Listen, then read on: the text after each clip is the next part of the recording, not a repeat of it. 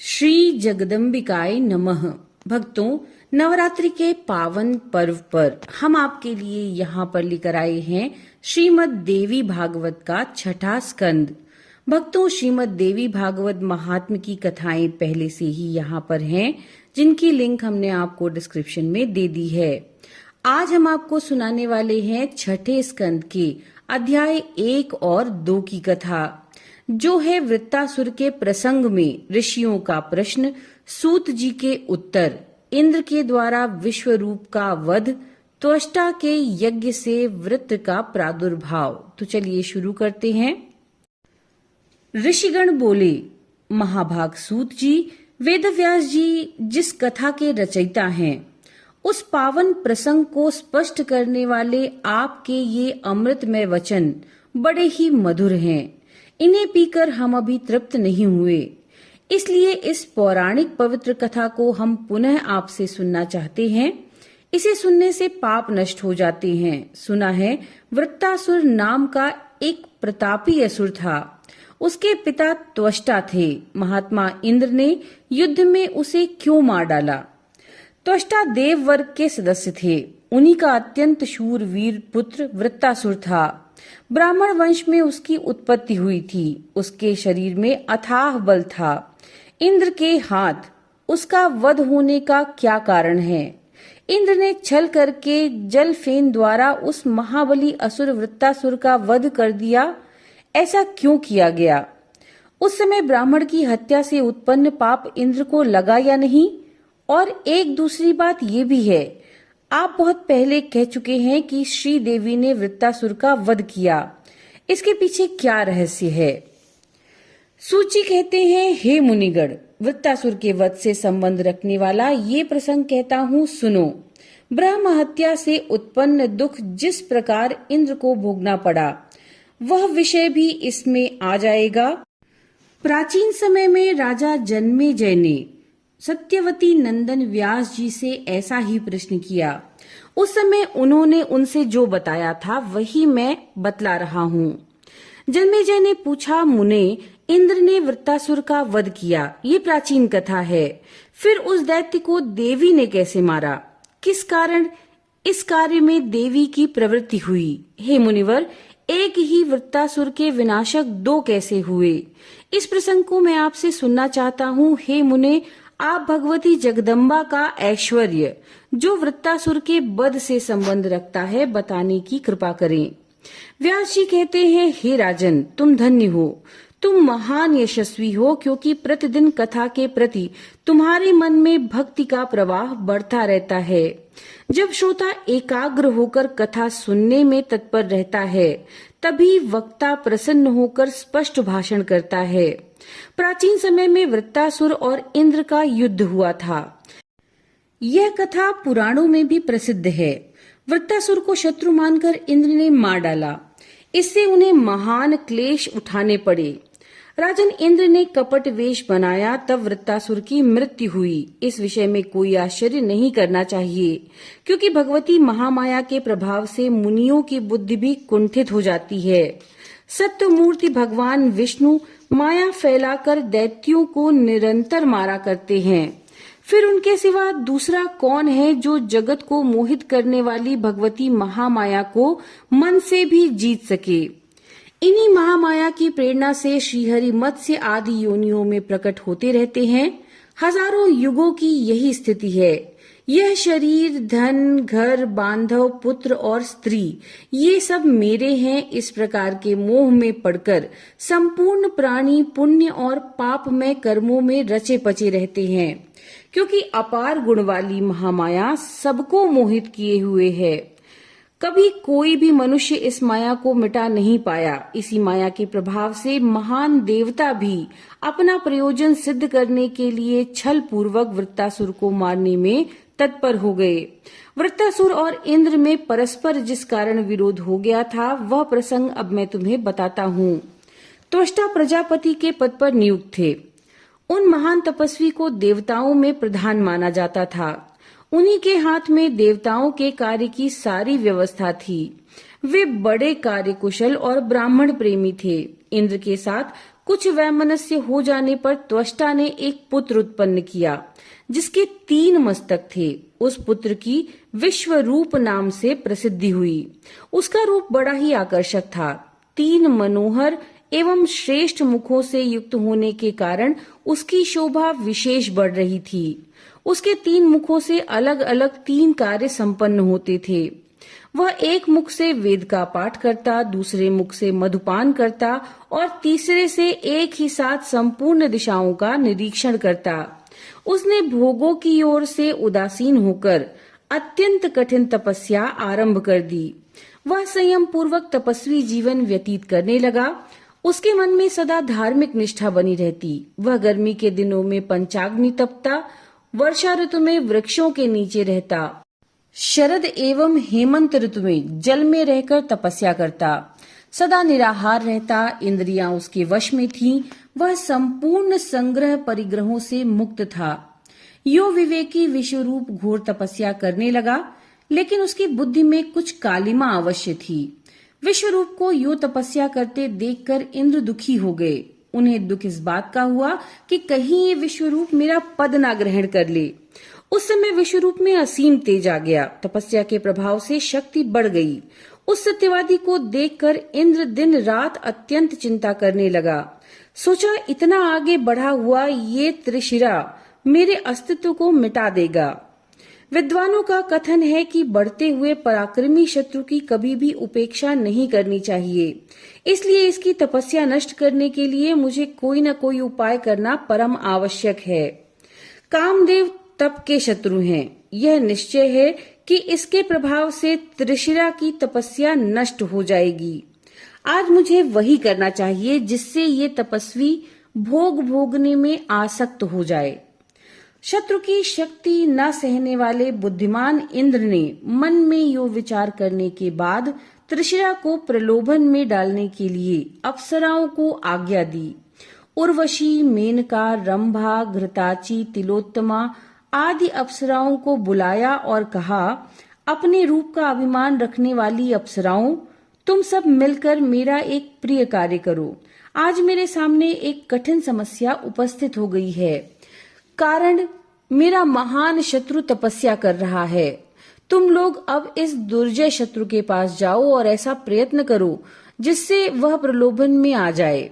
देर करना उचित नहीं है। भली भांति श्रृंगार और वेशभूषा बना करके जाओ। संपूर्ण शारीरिक हाव भाव दिखाओ। उसे लुभाने में सभी उपायों से काम लो। तुम्हारा कल्याण हो। मेरा संताप दूर करना अब तुम्हारे हाथ में है।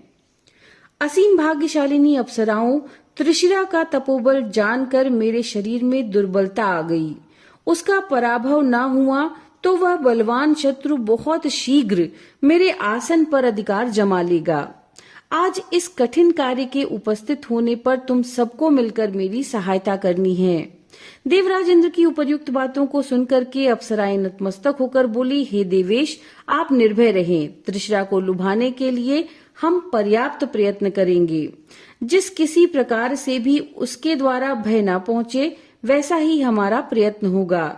उस मुनि को लुभाने के लिए नाचने, गाने, विहरने की सारी विधियां की जाएंगी। अपनी भाव भंगिमाओं एवं कटाक्षों से मोहित कर हम उसे वश में कर लेंगे। फिर तो वह लोलुप होकर हमारे चंगुल में फंस जाएगा। व्यास जी कहते हैं, इस प्रकार इंद्र से कहकर वे अप्सराएं त्रिशिरा के पास गईं। त्रिशिरा मुनि के सामने उपस्थित होकर वे अनेक प्रकार के ताल बजाकर स्वर सहित गाने लगी। उन्होंने मनोहर नृत्य आरंभ कर दिया। उस समय उस मुनि को लुभाने के लिए उन अप्सराओं ने भांति भांति के भावों का प्रदर्शन किया, किंतु उनकी विडंबना पर त्रिशिरा मुनि की तनिक भी दृष्टि नहीं गई। वे तपस्या का भंडार बन गए थे। अपनी इंद्रियों पर विजय प्राप्त कर ली थी। वे गूंगे और बहरे के समान अविचल भाव से वहां बैठे रहे। अत्यंत मोह में डालने वाले अनेक प्रपंच करने, नाचने और गाने में तत्पर वो अप्सराएं कुछ दिनों तक त्रिशिरा मुनि के आश्रम पर रहीं, लेकिन जब वे मुनि को ध्यान से विचलित ना कर सकीं, तब वे लौटकर इंद्र के पास वापस आ गईं। अब वे थक गई थीं। उनके मन में निराशा छा गई थी। भय से उनका कलेजा कांप रहा था, मुख पर मलिनता छा गई थी। वे सभी स्त्रियां हाथ जोड़कर देवराज इंद्र से कहने लगीं, हे महाराज, हमने बहुत प्रयत्न किया, लेकिन वह दुर्धर्ष तपस्वी अपने धैर्य से जरा भी विचलित नहीं हुआ। अब आपको सर्वथा किसी दूसरे उपाय का अनुसरण करना चाहिए। ये तपस्वी जितेंद्रिय है, उसके सामने हमारा बल कुछ भी काम नहीं कर सकता। वो मुनि कोई महान पुरुष है, वह तप के प्रभाव से अग्नि के समान तेजस्वी हो गया है। सौभाग्यवश उसके द्वारा शापित होने से हम बच गए। इसके बाद खोटी बुद्धि वाले इंद्र ने अप्सराओं को विदा कर दिया और स्वयं चिंता में पड़ गए। त्रिशरा किस उपाय से मारा जाएगा, यही उनकी चिंता का एक विषय था। उनके मन में बहुत पहले से ये घृणित बात खटक रही थी। राजन, लोक लज्जा और पाप से होने वाले महान भय की कुछ भी परवाह न करके उसे मारने के लिए इंद्र बुरे विचार में लग गए। व्यास जी कहते हैं, उस समय देवराज इंद्र लोभाविष्ट होने के कारण घृणित विचार वाले हो गए। ऐरावत पर सवार होकर के वे त्रिशरा मुनि के पास स्वयं गए। वहां जाने पर उन्हें अमित पराक्रमी मुनि दिखाई पड़े। वे स्थिर आसन लगाकर बैठे थे, वाणी उनके अधीन थी। वे ध्यान मग्न होकर तप कर रहे थे। तेज के कारण सूर्य और अग्नि के साथ उनकी तुलना हो रही थी। उसे देखकर इंद्र के मन में बहुत खेद उत्पन्न हुआ। वो सोचा, अहो, इन मुनि को मारने में कैसे सफल हो सकूंगा। निश्चय ही ये परम धर्मात्मा हैं। तपोबल से इनकी कांति चमक रही है, पर मेरे आसन पर अधिकार जमाने की इच्छा वाले इस शत्रु की अब उपेक्षा भी तो कैसे की जा सकती है। यो विचार करने के पश्चात देवगणों के अध्यक्ष इंद्र ने स्वयं अपना सर्वोत्तम वज्रास्त्र, जो सूर्य एवं चंद्रमा के समान प्रकाश फैला रहा था, त्रिशरा मुनि पर चला दिया।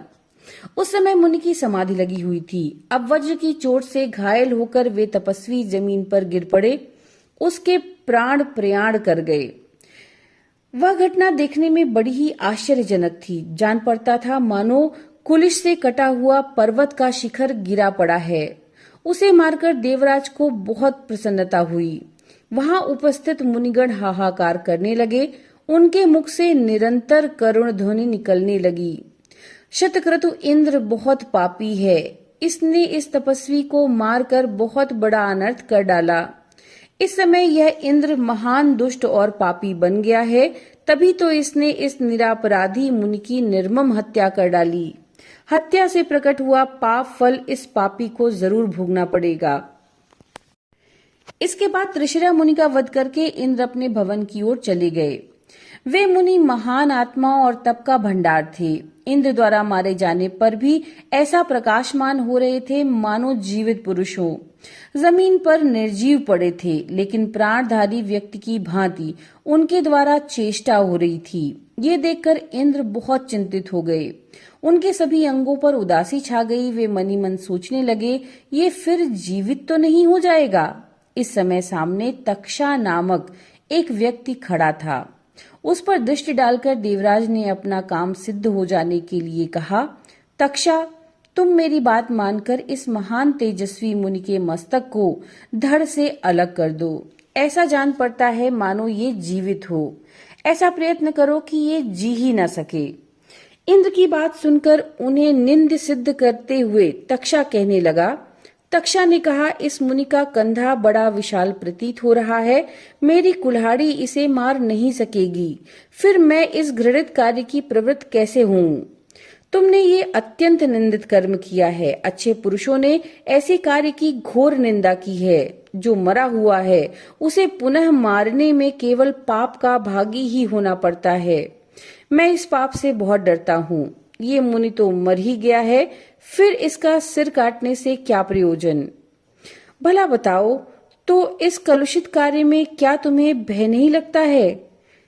इंद्र बोले, इस मुनि का ये विशाल शरीर ऐसा जान पड़ता है मानो अभी इसमें प्राण है, इसलिए मैं डर रहा हूँ, कहीं मेरा ये विपक्षी मुनि जीवित न हो जाए। तक्षा ने कहा, हे विद्वन, ऐसी निर्मम हत्या कितना नीच कर्म है। क्या तुम्हारे हृदय में ये आतंकित नहीं कर रहा। इस ऋषि कुमार के मारने से ब्रह्म हत्या हुई है। क्या तुम्हें इसका भय नहीं है?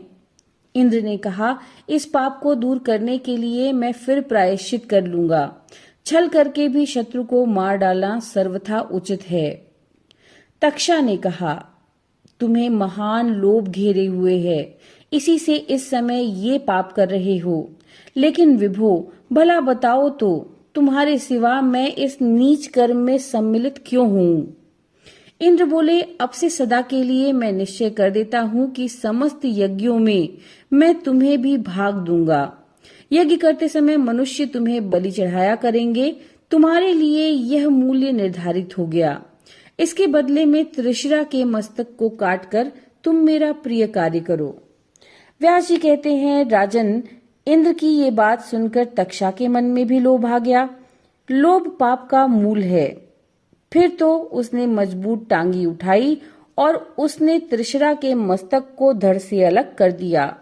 उन तीनों मस्तकों के कटकर जमीन पर गिरते ही तुरंत उनसे हजारों पक्षियों का जन्म हो गया।